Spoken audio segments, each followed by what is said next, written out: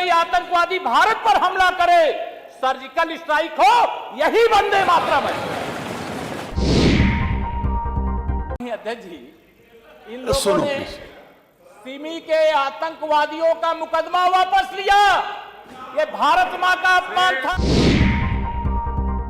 माफियाओं को मिट्टी में मिलाने के लिए अब इसमें तकलीफ होती है आपको। अगर और जब वंदे मातरम जैसे 150वीं वर्षगांठ पर ऐसे विषय पर चर्चा होती है तो उसमें राजनीतिक बातें जब आने लगती हैं, और वह भी इस सदन के वरिष्ठ सदस्य हैं आदरणीय शिवपाल जी, उनके द्वारा आने लगती हैं, वह समाजवाद की बात करते हैं। वह समाजवाद जो आज परिवारवाद में बदल गया है, वह समाजवाद जो तुष्टीकरण में बदल गया है।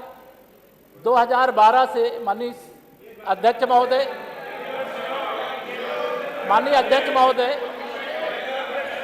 नहीं, मैंने बोला था ना विषय को डाइवर्ट मत करिए, तो डाइवर्जन तो यहीं से हुआ ना। अध्यक्ष महोदय, ये व्यवधान माननीय ये ठीक नहीं है। जब आप बोल रहे थे 90% उससे हटके बोले, तब हमने कोई व्यवधान नहीं किया माननीय। कोई बात नहीं, जब आपकी बात खत्म हुई तभी बात आई माननीय। ये मैंने पहले ये कहा था, माननीय शिवपाल जी जब बोल रहे थे तभी मैंने कहा था कि कोडीन पर मत ले जाइए, डाइवर्जन नहीं करिए। अब डाइवर्ट किया तो वापस आते हुए थोड़ा समझ लगेगा ना यू टर्न लेने में। वंदे मातरम को लेकर के जब चर्चा वंदे मातरम को लेकर के है तो ये हमारी तरफ से शुरू नहीं हुआ। हमारी तरफ से वंदे मातरम की 150वीं वर्षगांठ के उपलक्ष्य में जो आपने बहुत ही स्नेह के साथ सदन को चर्चा कराने की अनुमति दी, उस पर वंदे मातरम पर चर्चा हुई। उसके पहले जो चर्चा होनी थी वो हो चुकी, उसके बाद जो चर्चा होनी है वो हो जाएगी। वह तो चर्चा उधर से जब वंदे मातरम पे करना है तो वह अलग अलग स्थान पे पहुंच गए, तो फिर अलग अलग स्थान पे पहुंचे तो वहां अलग अलग स्थान की याद भी दिलाना पड़ेगा। माननीय सभापति जी, वंदे मातरम का मतलब है भारत माता की जय। और भारत माता की जय इस सदन के एक सदस्य थे, आजकल जेल में है, वो भारत माता को क्या कहते थे? सोचिए कहां जा रहे हैं। हम भारत माता की जय बोल रहे हैं, भारत माता की जय बोल रहे हैं।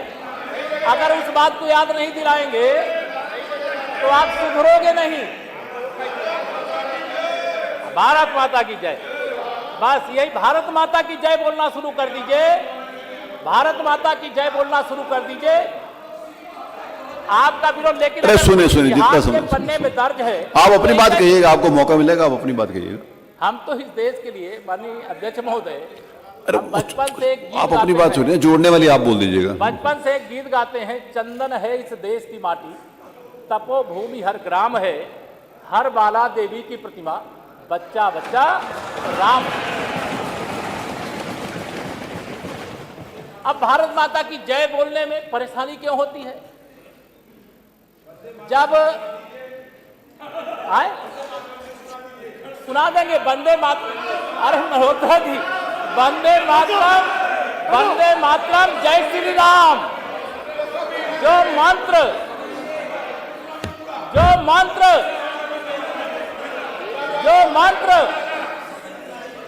मंत्र सब मिलकर के साथ बोलते हैं, अभी मैं सुनाऊंगा, मुझे वो सिद्ध हो जाता है।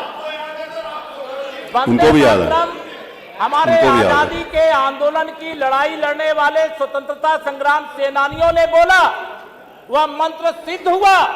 अंग्रेज जो विश्व के सबसे बड़े भूभाग पर राज करते थे, उनको भारत छोड़ करके जाना पड़ा।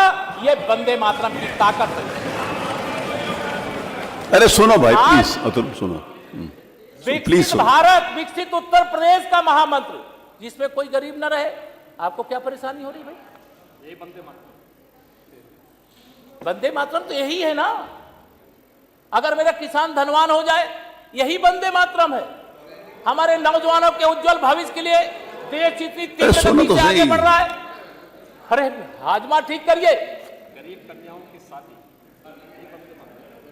जब सबके साथ सबके विकास का बिना भेदभाव के कार्य होने लगे, यही वंदे मातरम है।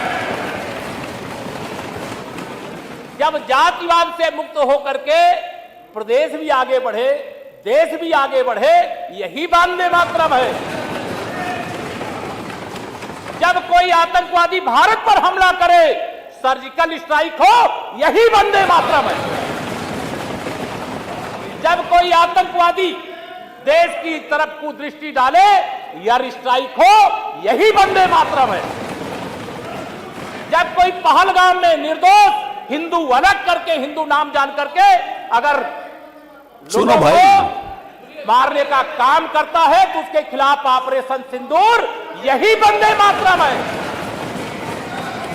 जब बिना भेदभाव के, सुनो ना, कितनी अच्छी बात बोलो, सुनो देश के 80 करोड़, प्रदेश के 15 करोड़ से अधिक लोगों को सुनो, प्लीज सुनो, अच्छी बिना बात। भेदभाव के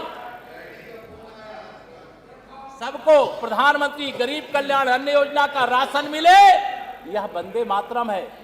जब ये भारत की एकता की ताकत, इसको समझो, स्वीकारो और जानो। यह देश बहुत तीव्र गति से आगे बढ़ रहा है। आप 2012 से, माननीय अध्यक्ष जी, 2012 से 2017 में समाजवादी पार्टी यहां सत्ता में थी, हम लोग यहां विपक्ष में बैठे, हम लोग यहां विपक्ष में बैठे हुए थे। माननीय अध्यक्ष जी, इन लोगों ने सिमी के आतंकवादियों का मुकदमा वापस लिया। ये भारत मां का अपमान था। माननीय उच्च न्यायालय ने उस मुकदमे को वापस लेने से मना किया। उसमें से फांसी के फंदे पर भी कई आतंकवादी चढ़े और कई आजीवन कारावास की सजा भोगे, और उसके खिलाफ प्रदेश भी एकजुट था, देश भी एकजुट था। ये वंदे मातरम है। रास्ता भटको मत, रास्ता भटकोगे तो जनता अभी तो आपको सत्ता से विपक्ष में पहुंचाई। माननीय अध्यक्ष महोदय अभी भी नहीं सुधर रहे हैं। जब कोई माफिया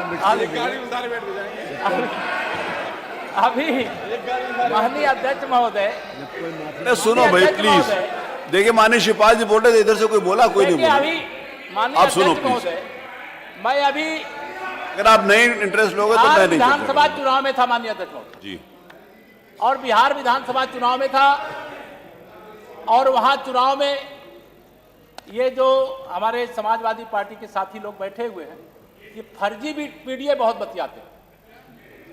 फर्जी पीडीए। देश के प्रधानमंत्री माननीय नरेंद्र मोदी जी अति पिछड़े वर्ग से आते हैं। जिस